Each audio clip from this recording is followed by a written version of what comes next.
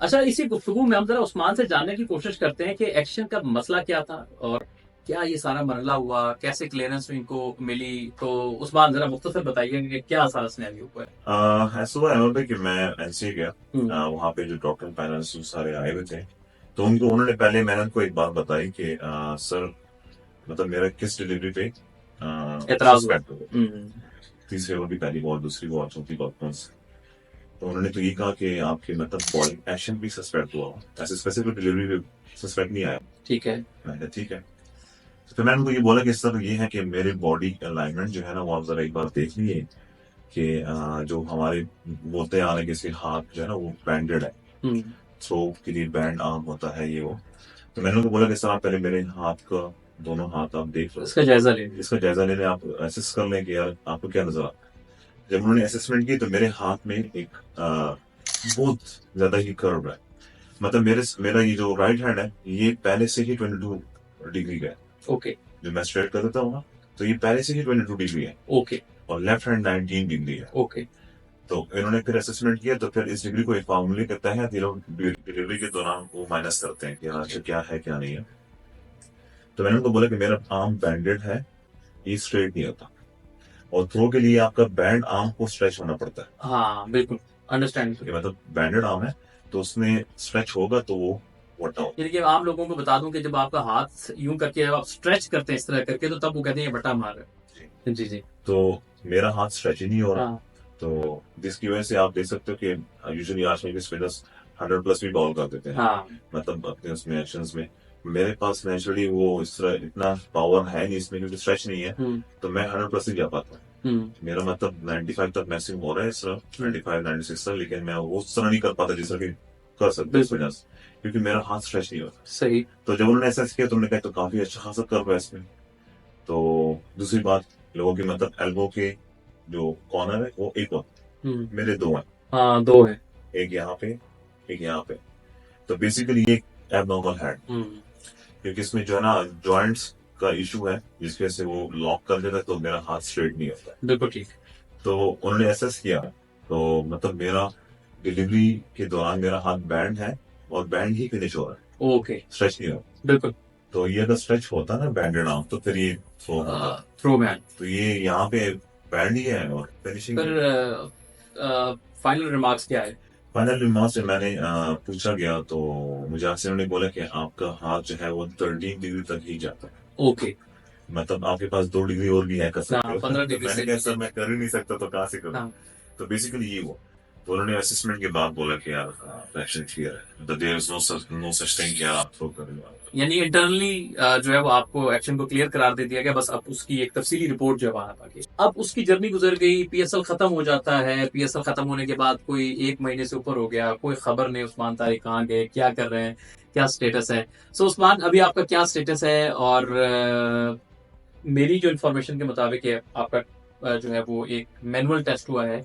तो अब आपको सिर्फ रिपोर्ट का इंतजार है। रिपोर्ट का तो ये है कि अगर मतलब एक ऑफिशियल स्टेटमेंट की जो बात होती है, हम्म। आई गेस वो तो बीसीबी बेहतर समझती है कि कब होता है हम्म। कब नहीं करना। क्योंकि मुझे इतना इन्फॉर्मेशन तो इसका है नहीं कि यार हम्म। इसका क्या आगे स्टेजेस क्या है, क्या प्रोसीजर होता क्या है। प्रोसीजर है।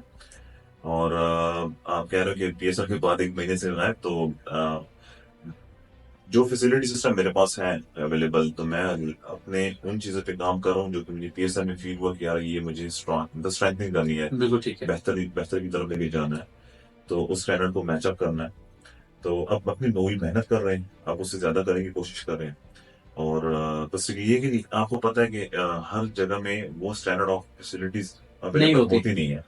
तो वो अब just trying to create that अच्छा, आप मुझे ये स्टफ। बताएं कि चूंकि आपका ताल्लुक नौशहरा से, डेफिनेटली नौशहरा में उस लेवल की फैसिलिटीज नहीं है जिस तरह आप क्या सोच रहे हो कि पेशावर आते हो फैसिलिटी को अवेल करने के लिए, या आपने टारगेट क्या किया कि मैंने पेशावर सेटल होना है ताकि उस पाए का आप जिम कर सको, जो कि मैंने सुना है कि शाहीन अफरीदी ने बहुत वर्ल्ड क्लास जिम बनाया हुआ है पेशावर में।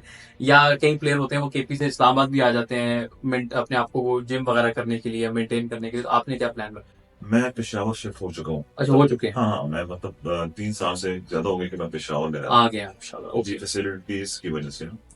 और वहाँ पे आईसीएमएस क्रिकेट क्लब है जिनके साथ मैं मतलब उन्होंने मुझे बड़ा अच्छा खासी तरीके से पैम्पर रखा हुआ है। हेल्प आउट करते हैं, उनके नेट से बॉलिंग वगैरह प्रैक्टिस वगैरह हो रही है। और जिम जो है हमारे साथ लोकली जिम है। शाहीन की जो जिम है वो मेरे घर से थोड़ा दूर है, हम्म। तो वो मतलब मैनेज करना मुश्किल है, मतलब दूर है। हाँ, लेकिन जिम उनका बड़ा अच्छा जिम है। तो बस जो लिमिटेड अभी टाइम मेरे पास अवेलेबल है तो उसमें कोशिश कर रहे हैं।